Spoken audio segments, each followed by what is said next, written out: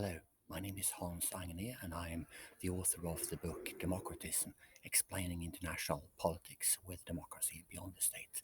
And in this video, I will tell you very briefly about why I wrote the book and what I argue in it. So I'm Professor of Political Science at Stockholm University, and I'm one of those scholars who believe that international politics is hugely important to everyone who live on planet Earth. But I also think that we do not understand international politics very well, at least not as well as we could, and also not as much as we need in order to do some good in political practice. And when I say that, I'm thinking about concrete issues that are familiar to most students or practitioners of international politics. For example, why is there peace and war among countries?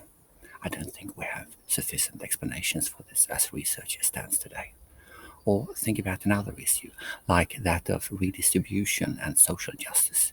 Why is it that states do not redistribute economic resources so as to create a more just world where poverty has ended? I don't think we know it very well. Or think about issues connected to international cooperation between states.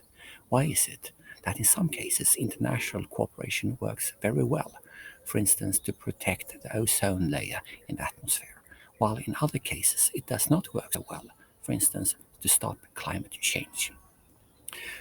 Writing this book, I was occupied with these issues and also a number of other ones concerning migration politics, global governance, legitimacy crisis, conflicts between human and artificial intelligence.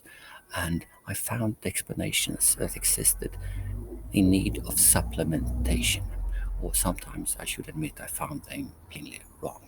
And I wanted to do something about that situation and add a new layer of explanation that had something to do with a specific conception of democracy.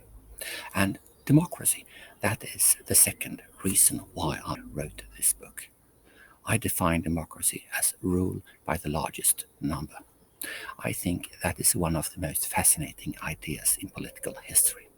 It allows people who disagree, people who sometimes are in conflict on life and death, to solve their disagreement, or at least mitigate their disagreement, and still treat each other as free and equal persons.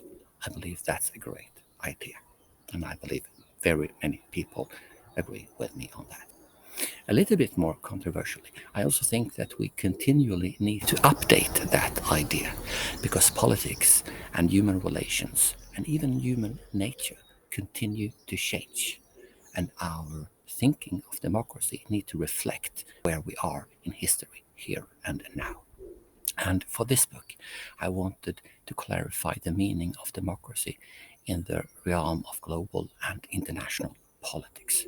And here again, I found a number of issues that have been answered not at all or in ways that I couldn't really be satisfied with.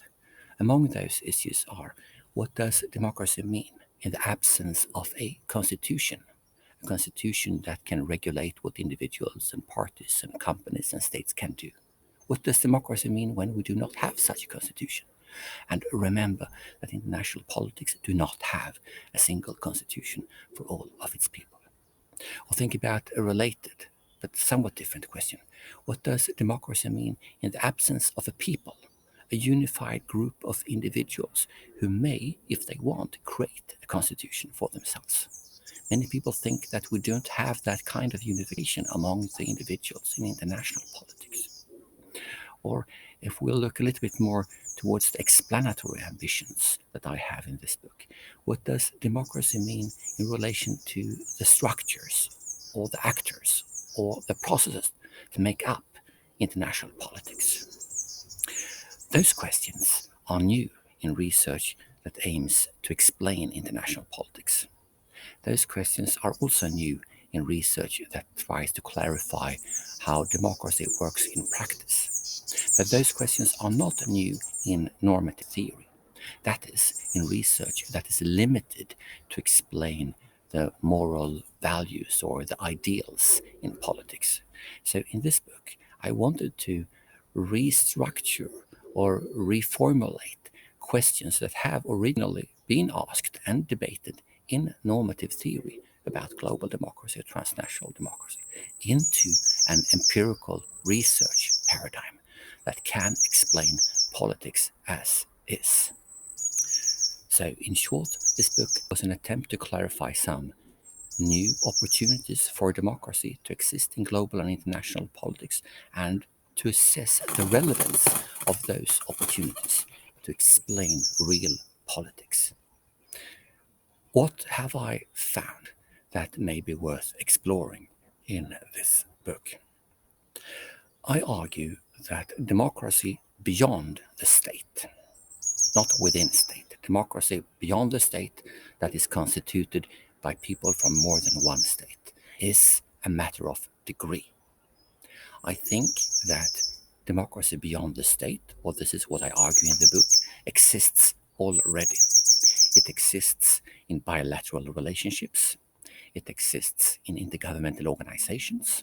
It exists in the international system as a whole, to some degree.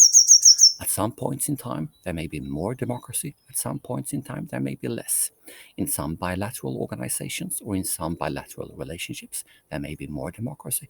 In other bilateral relationships, there may be less. I also argue that this variation in democracy beyond the state hugely affects outcomes of global and international politics.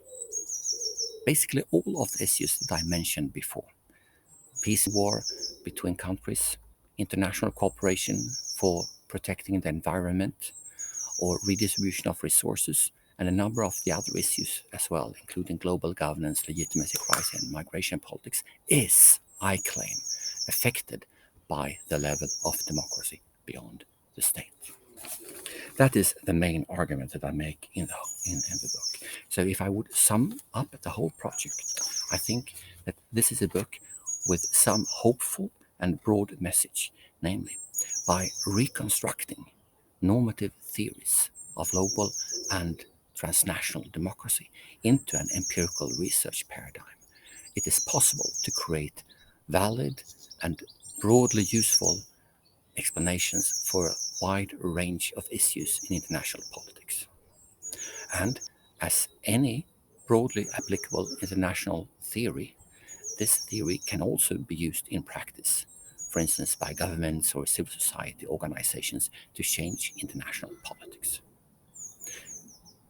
If you want to know more about what I argue and why I argue and how it looks like, please click on the link where you found this video, and it will take you directly to an open access file with this book. Thanks for your attention. Ska vi se.